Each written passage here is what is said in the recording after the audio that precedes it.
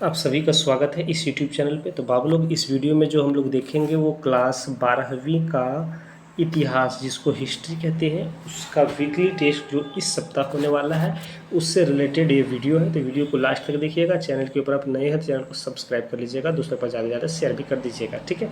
तो चलिए बिना समय गवाए हम लोग क्वेश्चन के ऊपर चलते हैं। क्वेश्चन जैसे कि आप देख पा रहे होंगे, दिया हुआ कहता है विजयनगर के संस्थापक कौन थे। तो विजयनगर के संस्थापक जो था वो हरिहर और बुक्का था। कौन था? हरिहर और बुक्का, जो ऑप्शन नंबर डी में दिया गया है, ठीक है। आगे देखता है, दिया गया कि विजयनगर के सबसे प्रसिद्ध शासक कौन थे। तो विजयनगर के सबसे प्रसिद्ध शासक जो है कृष्णदेव राय थे, ठीक है। कौन? कृष्णदेव राय, जो ऑप्शन नंबर बी में दिया गया है, ठीक है। आगे देखिए, आगे प्रश्न दिया हुआ है, कहता है कि तालीकोटा का युद्ध किसके नेतृत्व में लड़ा गया। तो तालीकोटा का युद्ध किसके नेतृत्व में लड़ा गया? तो यहाँ पे राम राय, कृष्णदेव राय, देव राय और सदाशिव राय के, ठीक है। तो इसका सही आंसर हो जाएगा आपका ऑप्शन नंबर ये, राम राय के नेतृत्व में लड़ा गया था। किसके? राम राय के, ऑप्शन नंबर जो ये में दिया गया है, ठीक। बाराबोसा कहाँ के यात्री थे। तो बाराबोसा कहाँ के यात्री थे बाबू लोग? तो इटली, पुर्तगाल, रूस और फ्रांस के। तो पुर्तगाल का था। कहाँ का था? पुर्तगाल का, ठीक है। चलो आगे देखो, आगे दिया हुआ कि मीराबाई का संबंध किस राज्य से था।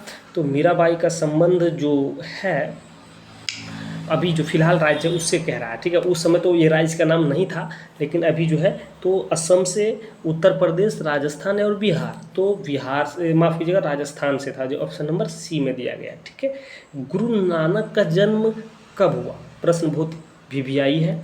तो गुरु नानक का जन्म जो है कब हुआ? तो ऑप्शन 4 जिसे कि आप देख पा रहे होंगे दिया हुआ है कि 1469, 78, 79 और 68, ठीक है। सभी 1400 है। तो 1469 को हुआ था। कब? 1469, जो ऑप्शन नंबर सी में दिया गया है। 7वां प्रश्न जैसे कि आप देख पा रहे हैं दिया हुआ है कि जैन धर्म के 24वें तीर्थकार कौन थे। 24 तीर्थकार कौन थे? तो देखो, ऋषभ देव, ठीक है, और पार्श्वनाथ, महावीर स्वामी या आदित्यनाथ। तो 24वें तीर्थकार आदित्यनाथ था। कौन था? आदित्यनाथ, जो ऑप्शन नंबर डी में दिया गया है। नेक्स्ट प्रश्न को देखिए, दिया हुआ कि महात्मा बुद्ध ने अपना प्रथम उपदेश कहाँ दिया था। तो महात्मा बुद्ध ने अपना प्रथम उपदेश जो है वो कहाँ दिया था, ये आप लोग कमेंट करके बताइएगा, ठीक है। ठीक है, इसको आप लोग कमेंट करके बताइएगा। ये वीवीआई प्रश्न क्यों?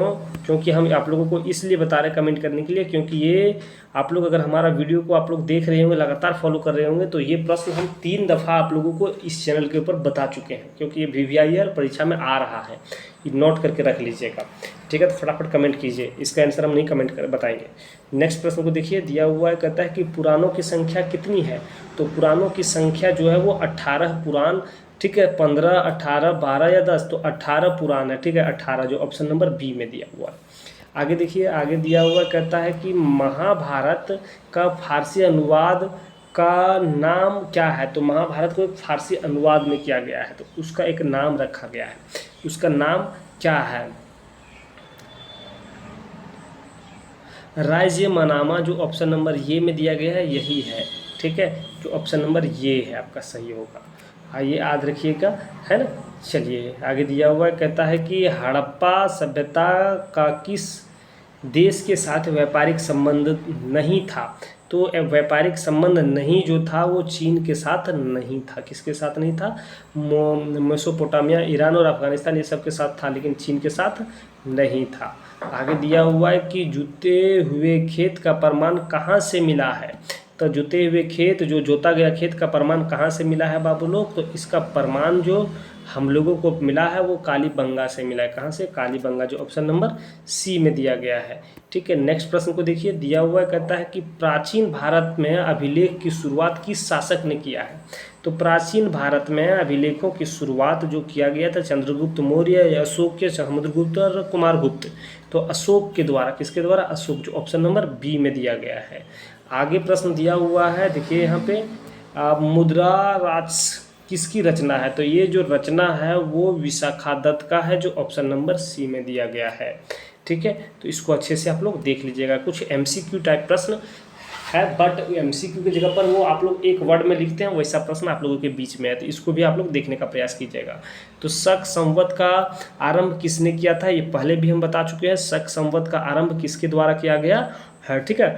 तो शक संवत का आरंभ जो किसने किया था, तो वो शक संवत का आरंभ कनिष्क के द्वारा किया गया था, ठीक है। चलिए आगे दिया हुआ है, कहता है कि तक्षशिला विश्वविद्यालय वर्तमान में किस देश में स्थित है, तो वो पाकिस्तान में अवेलेबल है। तक्षशिला विश्वविद्यालय भी पाकिस्तान के अंदर में है, पाकिस्तान में है, पड़ता है वो, ठीक है। चलिए नेक्स्ट प्रश्न को देखिए, आगे दिया हुआ कहता है थोड़ा सा, हाँ अब दिख रहा होगा, दिया हुआ है कि सगुन भक्ति परंपरा क्या है। तो सगुन भक्ति परंपरा क्या है, तो सगुन भक्ति परंपरा शिव विष्णु तथा उसके अवतार एवं देवियों की अवधारणा, ठीक है, आराधना या अवधारणा आराधना की जाती है, इनकी मूर्त रूप पूजा की जाती है, उसे सगुन भक्ति परंपरा कहते हैं। सगुन भक्ति परंपरा समझ रहे हैं, जो मूर्तियों की पूजा की जाती है उसको सगुन भक्ति परंपरा कहते हैं। जैसे कि शिव की अवतार है, विष्णु के अवतार है, अलग अलग देवियों के अवतार है, ये सब की मूर्ति पूजा की जाती है, उसको सगुन भक्ति परंपरा कहते हैं।